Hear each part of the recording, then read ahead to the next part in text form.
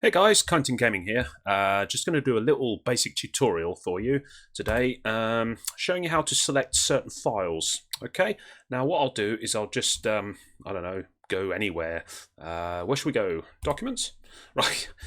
And then what we'll do is I'll just show you how to select certain files or a whole range of files. Okay, so to select just certain individual files in a bunch of files, what you do is you hold down the control key and then just start selecting the files you want. Okay, it could be a bunch of files or just a couple of single files.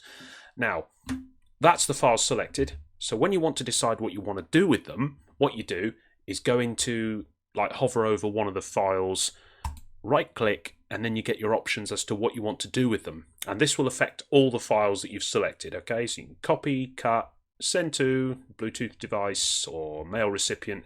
You can rename certain files, delete them, create a shortcut. Okay, so that's that.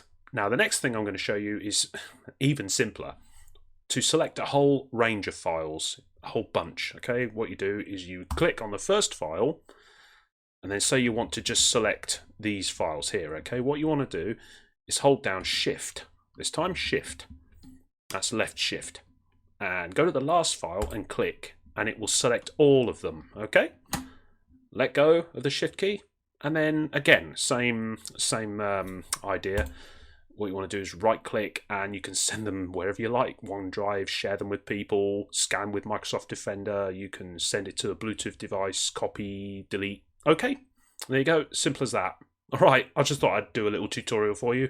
Going to be doing many more tutorials like this. Well, thanks a lot. See ya.